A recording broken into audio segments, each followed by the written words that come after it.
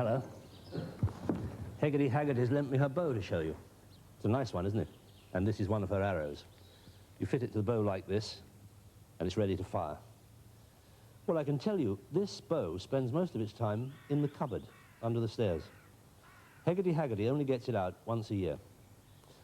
I brought it to show you today because I'm going to tell you a story about Heggerty Haggerty and the village archery competition. And shooting with bows and arrows is called archery. It all started one lovely sunny morning. Heggerty Haggerty had been up since the sun began to rise, getting things ready for her archery practice. Her practice target needed repainting, but apart from that, she was ready to begin. "Can I help?" Broomstick asked when he came downstairs for breakfast. "Well, of course you can." "Is it the archery competition?" he asked. "It is," replied Heggerty Haggerty. "It's on Saturday on the village green. Farmer Giles is organising it this year." "I wonder who will win the cup," said Broomstick. Heggerty Haggerty smiled. "You'll just have to wait and see." After the breakfast things had been cleared away, Heggerty Haggerty covered the table with newspaper and got out the paint pots. "Can I paint the bullseye in the middle?" Broomstick asked. "Good idea," said Heggerty Haggerty. He dipped his brush in the black paint and began painting. Heggerty Haggerty started on the red stripe. When they'd finished, they carried the target into the garden and hung it on the pear tree at the bottom of the lawn. Heggerty Haggerty fetched her bow and arrows and took aim. Black Cat trotted out to watch just as she'd loosed her first arrow. It went rather wide of the target and thudded into the garden shed. "Oh dear," said Heggerty Haggerty. "Try again," said Broomstick. Just the same as last year, thought Black Cat. Heggerty Haggerty took careful aim and let fly another arrow.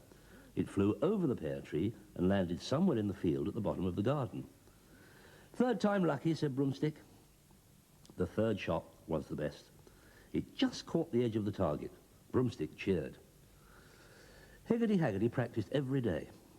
On the morning of the competition, when Broomstick came outside to see how she was getting on, Heggerty Haggerty was quite excited. "Look, Broomstick," she cried, "I've hit the target twice." Broomstick looked. He saw 2 arrows in the target, 3 sticking in the pear tree, and 4 in the garden shed. The rest were lying in various places in the vegetable patch. Not really very good. "Ooh-hoo," called Farmer Giles.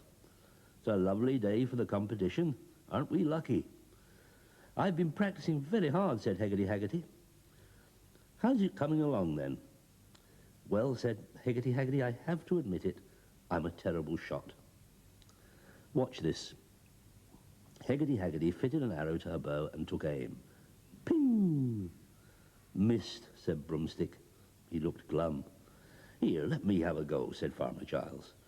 "Perhaps there's something wrong with the bow." Farmer Giles aimed at the target. He loosed the arrow, which shot straight into the bullseye. "Well," he said kindly, "archery must be the only thing you're not good at." "I don't mind really," said Heggerty Haggerty. "Practicing has been fun. See if you can give me some helpful hints." Broomstick flew indoors. If Heggerty Haggerty won the archery cup, it would sit on the mantelpiece, he thought. His eyes strayed to the book of spells. "I know I shouldn't," Broomstick thought, "but I'm going to." Broomstick flew silently to fetch the book of spells and took it into the kitchen. He turned the pages until he came to one which said, "Arrows, magic, recipe for." "Take 1 quiver of arrows." Well, I've got that. "Put together in a mixing bowl the following ingredients: 2 teaspoonsful of star spangles, a pinch of salt, a teaspoonful of grated slime, and 2 teaspoonsful of crushed crystal."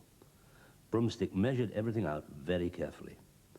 "Mix the ingredients together well and sprinkle onto arrows in the quiver, saying the words, 'Araroo, araro, arara. Magic the arrows so they will go far.' The effect will be immediate." Broomstick stirred the ingredients together. He decided to hide them upstairs until he had an opportunity of sprinkling them on the arrows. When he came downstairs again, he found Heggerty Haggerty indoors. "It's time to get ready," she said. "Farmer Giles has given me some helpful hints, so I may just surprise you all." Broomstick grinned. "You'll do that all right," he thought. Heggerty Haggerty went into the kitchen. Seizing his chance, Broomstick picked up the quiver of arrows and flew upstairs. In his bedroom, Broomstick poured his special mixture over the arrows. He said, "Araroo, araroo, ararah, magic the arrows so they will go far." The mixture glittered, flashed brightly, and vanished. He flew downstairs and put the quiver back on the table. "Well," said Heggerty Haggerty, coming in, "shall we go?" Broomstick flew Heggerty Haggerty and Black Cat down the hill to the village green. As they approached, they could see the targets set up in a row. "There's Farmer Giles," said Broomstick. Farmer Giles was carrying a long list of names and wearing a large red rosette, which made him look very important. "There's Mrs. Bates," cried Heggerty Haggerty, waving. Mrs. Bates waved back. Broomstick landed. "We're just about to start," said Mrs. Bates. Mrs. Bates, like Heggerty Haggerty, had been practicing every day. The archers stood facing their targets and loosed arrow after arrow at them. Mrs. Bates was definitely the star. She scored bullseye after bullseye. Soon it was Heggerty Haggerty's turn. Broomstick watched as she pulled a magic arrow from out of the quiver and took aim. Wouldn't it be amazing, thought Broomstick, looking at the church, if the arrow went straight through the target and landed on the weather vane? Heggerty Haggerty fired. The arrow shot to the centre of the bullseye and disappeared through the target. It whizzed across the green to the top of the church, where it neatly balanced itself on the weather vane. "Great heavens, what a shot," said Farmer Giles. Heggerty Haggerty stared open-mouthed. She could hardly believe it. "It won't count, I'm afraid," said Farmer Giles. "The arrow has to stay sticking in the target." Broomstick saw Constable Short's tall hat weaving through the crowd, and a twinkle appeared in his eye. Wouldn't it be a laugh, he thought, if Heggerty Haggerty shot it off? Heggerty Haggerty took aim with her second arrow. She fired.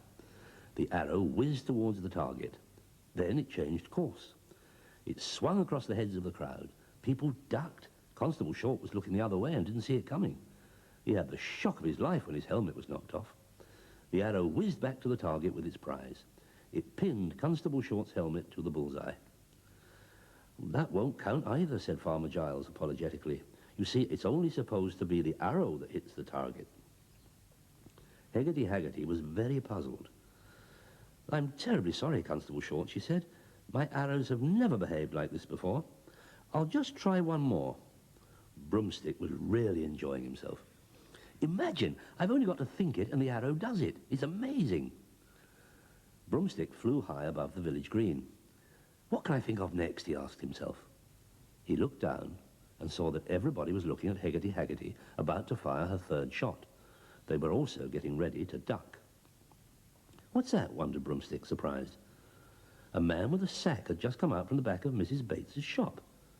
"Can't be a burglar, can it?" thought Broomstick. The sack was bulging. "Yes, it jolly well can." Heggerty Haggerty took aim.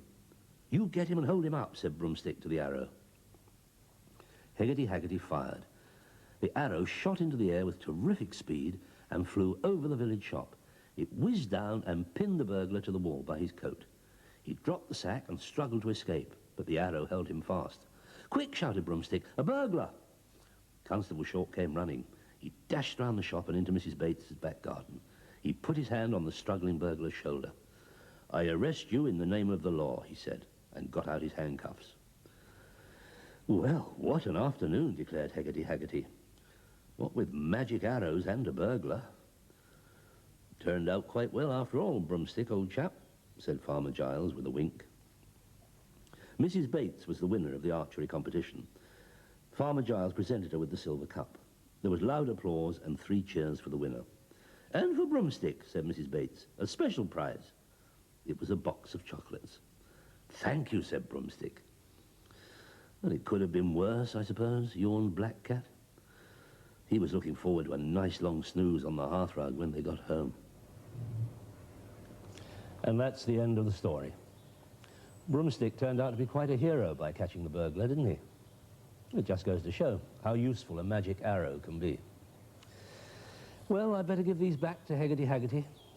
She'll want to put them back in the cupboard under the stairs, so they'll be ready for the next archery competition. Until next time, goodbye.